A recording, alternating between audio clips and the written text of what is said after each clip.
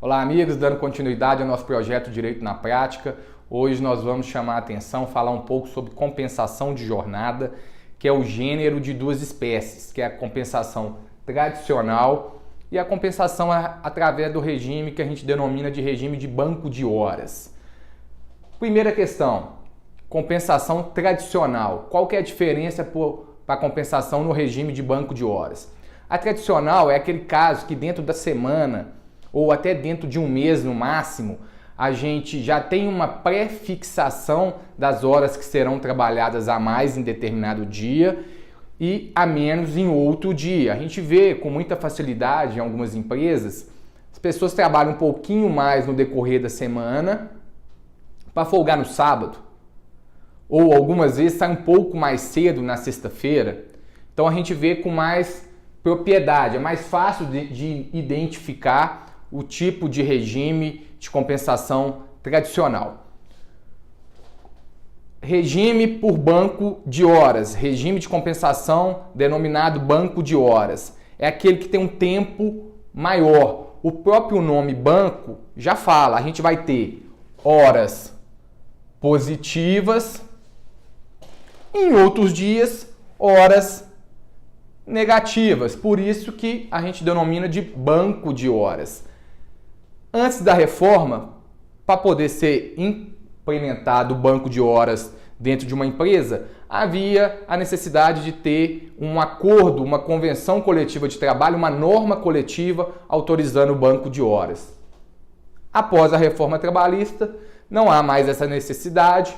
Hoje a gente pode ter o banco de horas com uma simples norma individual, acordo individual de trabalho. Vou chamar a atenção para 4 aspectos que são importantes, para a gente ter essa noção e tomar um pouco de cuidado quanto a isso. A primeira observação, qual é o número de horas extras que um trabalhador pode prestar no decorrer de um dia? A CLT ela é expressa nesse sentido, o número de horas extras são 2. Então aquele trabalhador que trabalha 4 horas por dia, ele pode trabalhar mais 2, chegando a 6.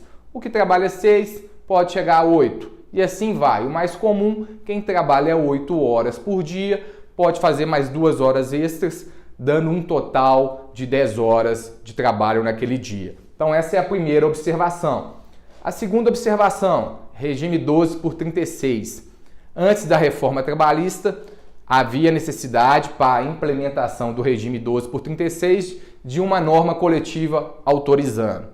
Pós-reforma trabalhista, já não há mais essa necessidade, agora um simples acordo individual de trabalho já é suficiente. A terceira observação é o prazo. Qual que é o prazo para a gente compensar aquela hora extra que foi prestada em determinado dia? Isso no regime de banco de horas. Se for um acordo individual de trabalho, o prazo é de 6 meses. Se tiver previsão em norma coletiva, que é bem comum, o prazo maior é de 1 ano. Quarta observação, a gente subdividiu em 2 aspectos. O primeiro, o trabalho do menor. O menor pode ter as suas horas extras compensadas? Pode, desde que, primeiro, tem que ter necessidade de ter autorização em norma coletiva. Aqui não pode uma simples acordo individual, um simples acordo individual. A segunda questão tem que ser dentro da semana. Não pode ser semanal, não pode ser mensal ou além disso, tem que ser semanal.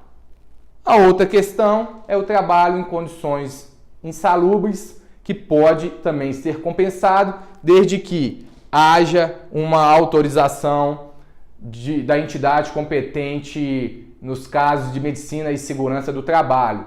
Aqui, uma observação, a lei traz, a reforma traz uma exceção a essa autorização, que é no caso do regime 12 por 36.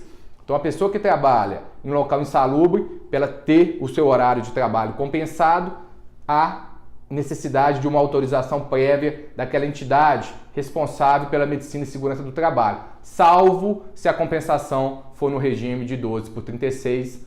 Um grande abraço, até a próxima aula.